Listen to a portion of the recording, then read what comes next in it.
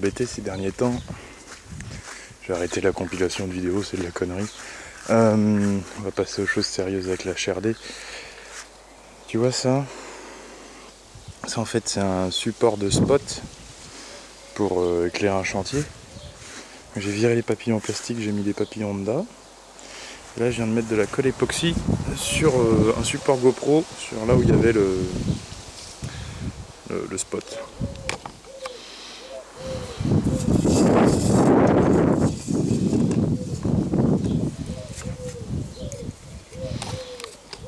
Donc du coup, en fait, je peux filmer à la hauteur de mes yeux, ce qui est pas mal. C'est-à-dire que ça fait 1m80, 85, oui, plus 85 d'ailleurs.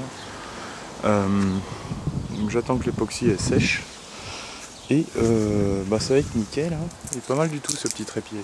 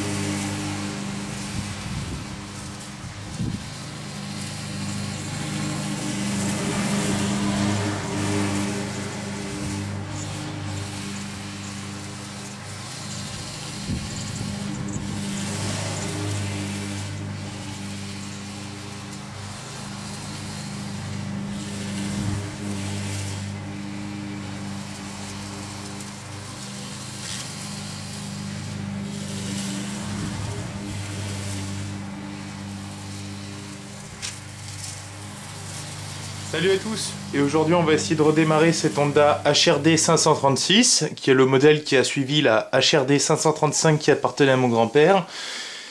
J'en ai 3 comme ça, dans le but de trouver un pont de traction qui est en bon état. Donc c'est des ponts de traction qui sont hydrostatiques, donc qui fonctionnent par huile et qui vont un petit peu plus vite que le pont de traction manuel qui avait sur la, enfin qui est actuellement sur la HRD 535 qui appartenait à mon grand-père.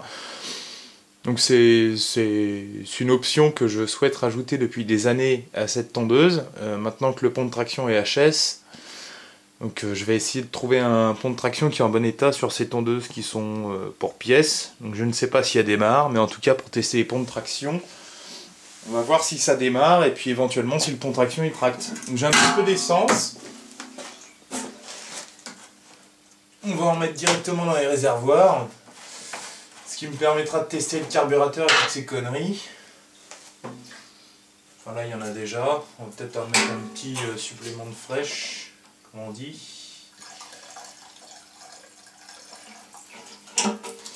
Voilà.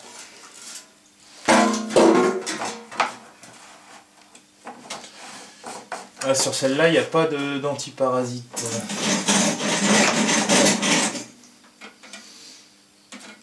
On va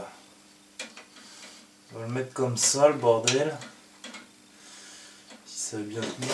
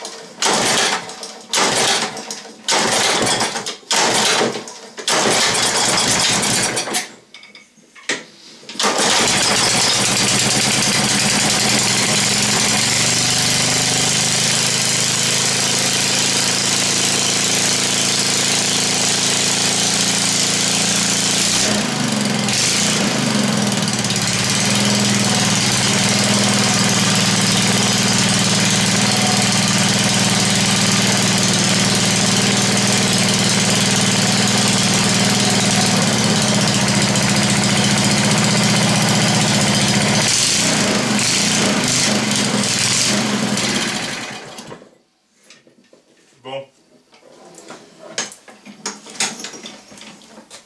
Sur celle-là, le moteur a l'air d'être bon. Et le pont de traction a l'air d'être mort, puisqu'il ne s'engage pas.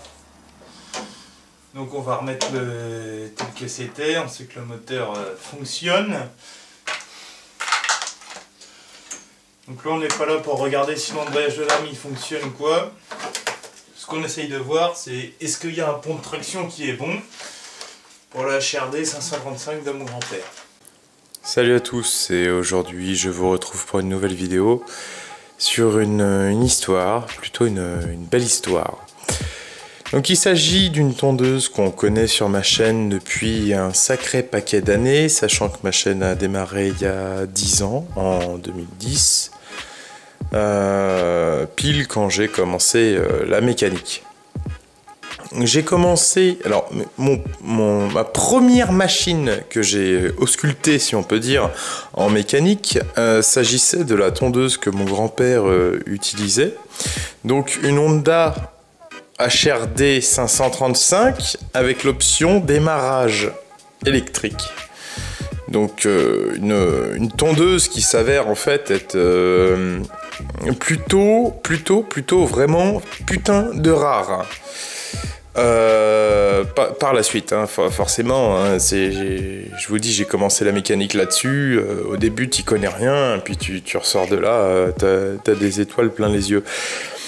Et tu connais tout sur les machines. Donc, cette Honda HRD 535, la fameuse, c'est pour ça qu'aujourd'hui, j'ai la joie de vous faire une vidéo encore sur cette tondeuse. Alors qu'on a commencé les vidéos il y a 10 ans là-dessus, c'est que cette tondeuse-là, mon père avait la même. mais sans le démarrage électrique. Il avait acheté la même tondeuse, mais sans le démarrage électrique. Donc c'était aussi une HRD 535, tu vois. Bon, moi j'étais gosse, hein. Au tout début, je me souviens du daron avec une Flimo à la con électrique, enfin... il a acheté ça au début, tu sentais que ça allait pas, quoi. Fuck la Flimo, il a acheté ça. Et il voulait pas me laisser tondre avec. J'avais un petit tracteur à pédale à l'époque, et il me poussait avec la tondeuse, mon petit tracteur à pédale. Donc je peux te dire que le boîtier de traction, je pense qu'il a pas trop aimé au fur et à mesure des années pousser le petit tracteur pendant qu'on tondait la pelouse. Enfin bref, cette machine a fini dans une souche et ça a pété sûrement les clavettes et Duport, leur vendeur motoculture, hein, merci à Duport hein, de m'avoir sacrifié des machines que j'aurais pu récupérer, a dit que la machine était morte et il faut en racheter une. Bon bref, le daron il a racheté une Honda Easy à la con, bon, miraculeusement il l'a encore aujourd'hui. Revenons aux moutons. Donc là, le grand-père, il a encore la HRD 535, tu vois, à l'époque. Démarrage électrique, bien sûr. Hein. Donc je commence la mécanique. Premier truc que je vérifie, je tire la jauge à huile. En fait, la tondeuse, elle a un an de plus que moi, donc elle date de 1995, et moi je suis né en 1996. Hein. La tondeuse, depuis 1995, n'a pas eu de vidange. T'imagines un peu le truc, hein. Donc la machine n'a pas eu de vidange de 1995 à 2010, ce qui est assez incroyable.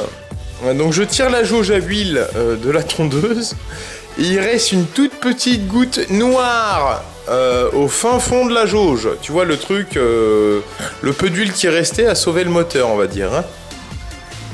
Donc la tondeuse à cette époque-là ne fumait pas au démarrage. Hein. Donc je procède à faire une vidange de la tondeuse en me disant que c'est quand même assez incroyable que le moteur ait tenu. Donc d'où une certaine passion pour Honda. Sachant que par la suite je préfère Kawasaki. Mais j'ai quand même encore une sacrée paire de tondeuses en collection Honda. Donc je vidange la tondeuse, après cette vidange là, il s'avère que la tondeuse fume juste au démarrage, donc ça prouve que quand même le segment racleur dans le cylindre a pris un petit coup du fait de ne pas avoir d'huile quand ça démarrait à froid, si le niveau est très très bas. Faut attendre que le moteur chauffe un peu pour que ça huile tout ça, donc en gros ça a un petit peu usiné tout ça, mais le moteur a encore son peps, tu vois. Donc, je suis intervenu juste avant le moment catastrophique pour ce moteur. Enfin quoi qu'il aurait pu tourner quelques années, hein, mais... Alors sachant que mes grands-parents habitaient sur un terrain ultra fucking sableux, quand je te dis sableux, c'est que j'ai vu sur ma Iseki SW 521 que vous devez... 519, pardon, qu'est-ce que je raconte, la 519, donc la Iseki SW 519, pour les connaisseurs, hein, il me manquait un petit joint en caoutchouc au niveau du réservoir de bouchon d'essence. Hein, tu vois, le truc, tu peux pas savoir si t'as pas eu un autre moteur comme ça, tu vois, forcément.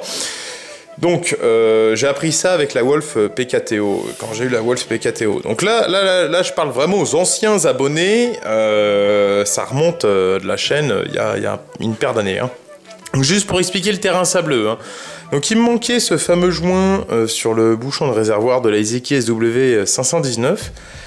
Et si tu veux, le sable fin de merde qui volait dans l'air a réussi, alors je ne sais pas comment, il a réussi à passer le filetage du bouchon d'essence. Enfin déjà c'est incroyable, hein. À passer la crépine d'origine du réservoir. Alors tu as une crépine métallique qui sert de filtre, à aller dans le carburateur et à usiner le gicleur du carburateur à un tel point que la machine tournait trop riche et bégayait. C'est quand même assez incroyable. Donc à l'époque, j'avais fait appel à vous. Heureusement, j'ai un J'ai un abonné youtubeur qui a pu me vendre un carburateur pour, pour un Kawasaki 4 chevaux. Ce qui est assez... Enfin, ce qui était superbe à l'époque, et puis c'est encore ce carburateur-là aujourd'hui. Donc pour te dire, le terrain était sableux, merdique. Ce que ça a tué aussi la débroussailleuse qu'avait le grand-père, qui était une petite Izeki de temps. Le filtre air s'est désagrégé avec les années, et elle a bouffé du sable. Aujourd'hui, il n'y a plus de compression. J'ai la machine chez moi, je pense que je peux la démarrer au bout de 20 minutes à force de tirer sur le lanceur. Tu tires au petit doigt sur le lanceur. Il n'y a plus de compression. Pour te dire, genre, en fait, le terrain où il y avait mes grands-parents, c'était vraiment un test de durabilité des machines. Donc la HRD 535, malgré zéro entretien, a survécu, malgré zéro vidange. Enfin, bon, j'ai fait une vidange, voilà, en 2010. Donc déjà, ça avait un petit peu sauvé la machine. En 2011, on a eu des problèmes de démarrage à chaud de la tondeuse. Mon grand-père tondait encore à cette époque-là. Hein. Il a arrêté quelques années après, parce qu'il ne se sentait plus tondre et tout ça, enfin, malheureusement.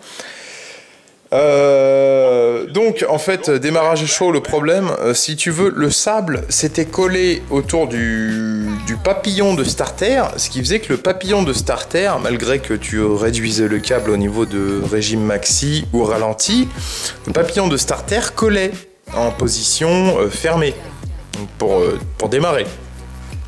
Monsieur, pour le démarrage à chaud, la tondeuse voulait pas, hein, forcément. Il fallait laisser refroidir la tondeuse pour qu'elle redémarre.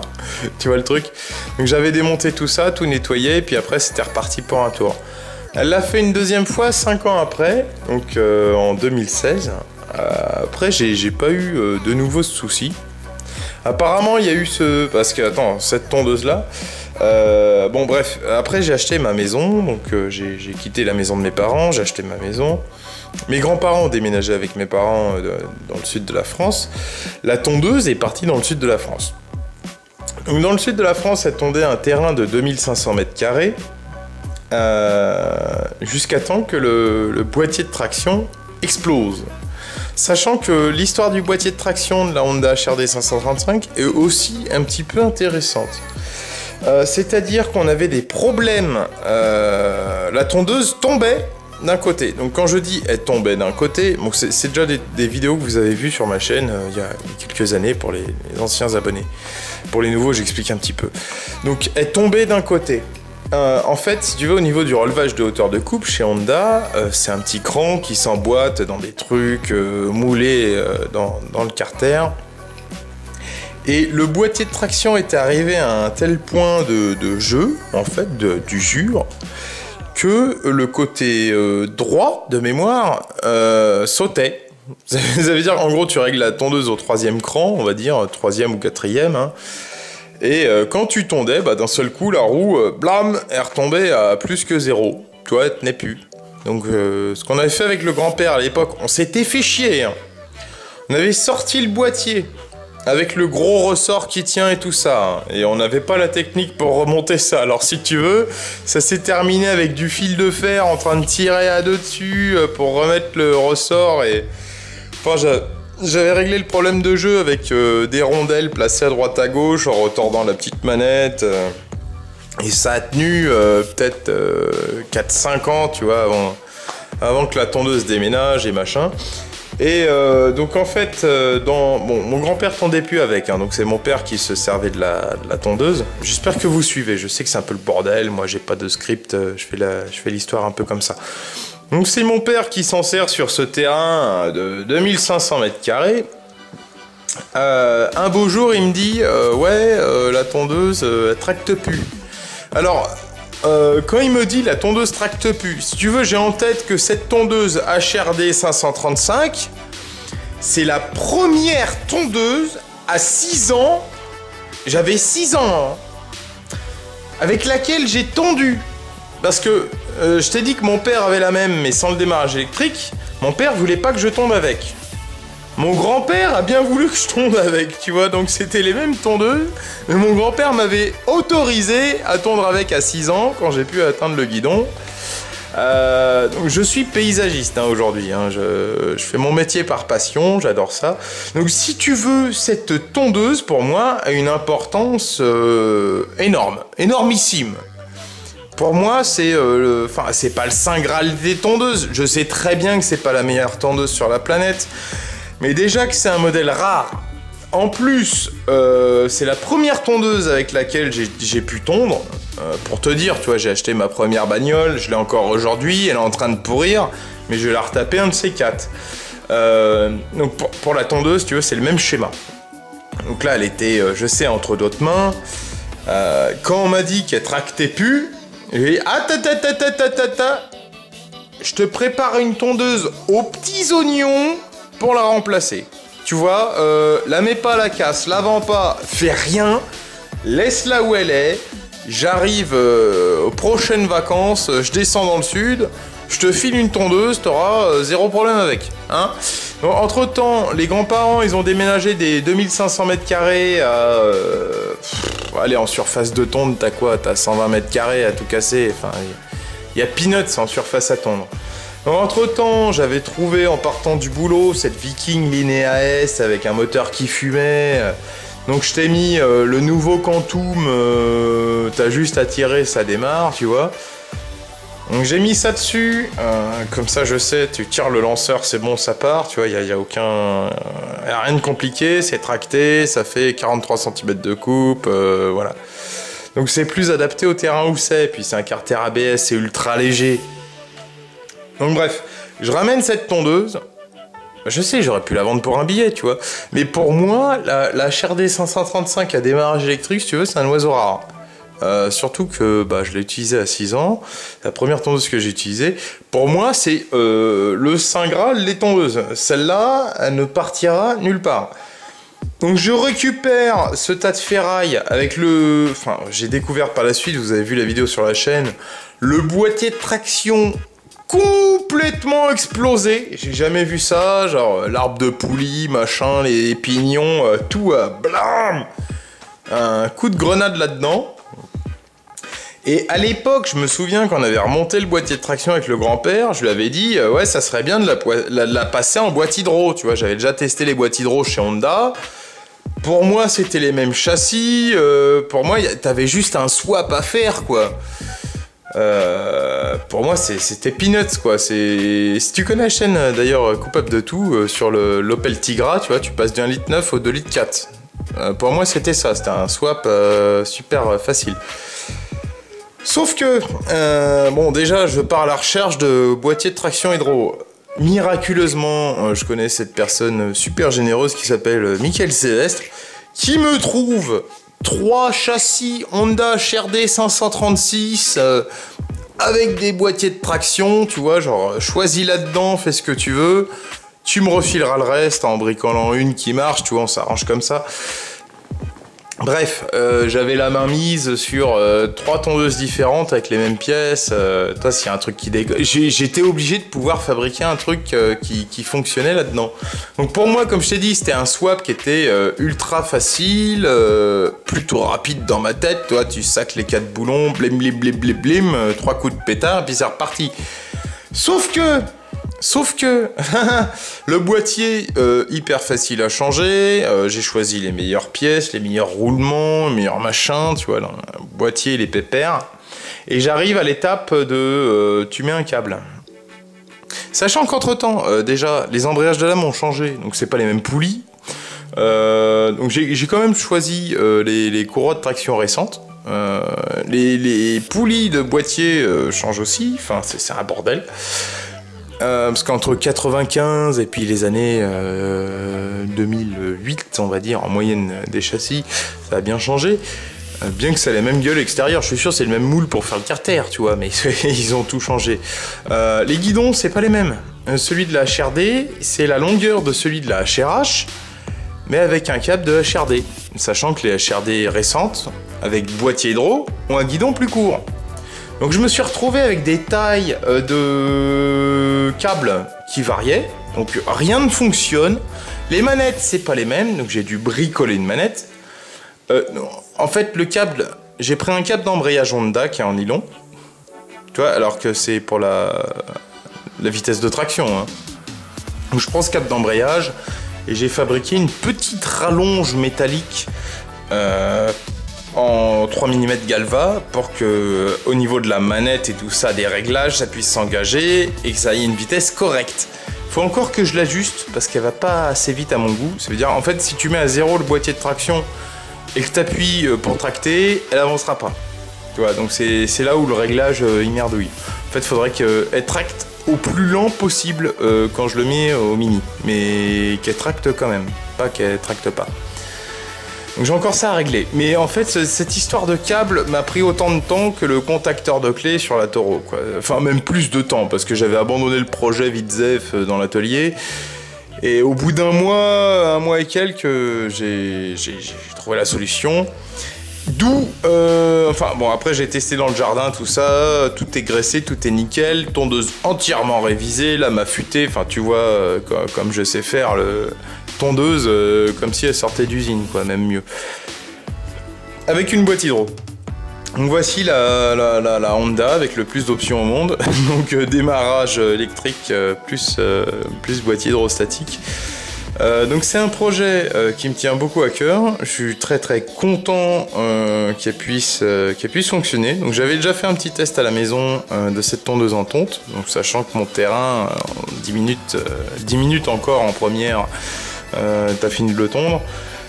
Donc j'ai voulu le tester sur un terrain de 2500 m² justement, où restait beaucoup de tiges de mauvaises herbes, pas trop de gazon, mais beaucoup de tiges, beaucoup de trucs à ramasser, sachant que c'est après le fauchage avec la poule, c'est après le coup de mulching avec la Toro 2078, et enfin le ramassage avec la HRD 535.